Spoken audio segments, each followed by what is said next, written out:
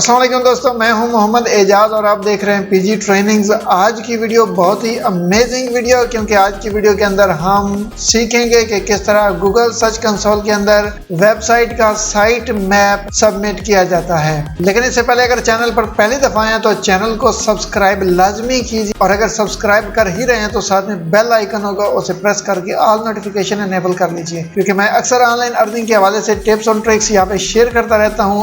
अगर मैं कोई वीडियो ऐसी अपलोड करूं तो आपको उसका नोटिफिकेशन मिल सके। तो चलते हैं स्क्रीन की तरफ।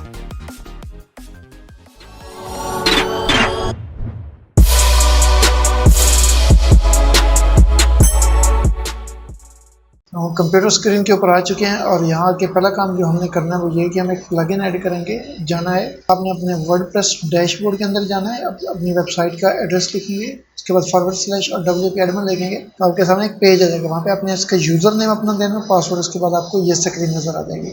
यहाँ से प्लगइन्स के ऊपर आपने आना है और ऐड न्यू के ऊपर क्लिक करें। ऐड न्यू के ऊपर क्लिक करने के बाद यहाँ सर्च प्लगइन का ऑप्शन आपको नजर आ रहा है, यहाँ पे टाइप करना है योस्ट SEO। एंटर दबाने की भी ज़रूरत नहीं है, ये ऐसे ही आपके सामने शो हो जाएगा। यह आइकन आपको नज़र आ रहा है, इंस्टॉल नाउ के ऊपर क्लिक करनी है। आइकन ये देख लें, इस किस्म का आइकन आपके सामने शो होगा और हमने इसको इंस्टॉल करना है तो इंस्टॉल नाउ के ऊपर क्लिक करें। इंस्टॉल होने के बाद इसको एक्टिवेट कर दें। जब ये एक्टिवेट हो जाएगा तो लेफ़्ट साइड के ऊपर आपको यहाँ पे SEO का एक न्यू मेन्यू आइटम नज़र आ जाएगा। इसके अंदर आपने देखना जनरल के ऊपर आपने क्लिक करनी है। यहाँ मेन्यू के अंदर आपको SEO नज़र आ जाएगा, SEO के ऊपर क्लिक करें। अब फिर यहाँ पे जनरल सेलेक्ट कर लें, फीचर्स टैब, और फिर इसके बाद थोड़ा सा स्क्रॉल डाउन करेंगे तो XML साइट मैप का ऑप्शन मिलेगा। यहाँ क्वेश्चन मार्क के ऊपर क्लिक करेंगे तो फर्दर आपके सामने एक टेक्स्ट नज़र आ रहा है, लिंक नज़र आ रहा है। यहाँ पे ये लिंक है see the XML site map, इसके ऊपर क्लिक करें। क्लिक करने के बाद आप देखेंगे तो आपको यहाँ एड्रेस बार के अंदर एक डिफरेंट URL नज़र आ रही है।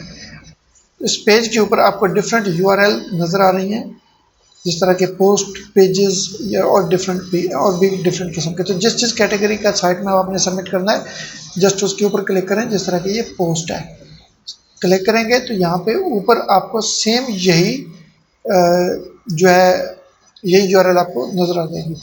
आप वहाँ से भी कॉपी कर सकते हो, यहाँ से भी सेलेक्ट करके इसको कॉपी कर सकते हैं।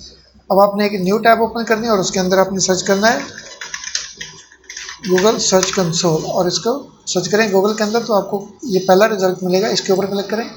क्लिक करने के बाद स्टार्ट नाउ के ऊपर क्लिक करें। अगर आपका अकाउंट पहले से बना हुआ होगा वेबमास्टर के ऊपर तो आपके सामने कुछ इस किस्म का पेज जो है वो शो हो जाएगा।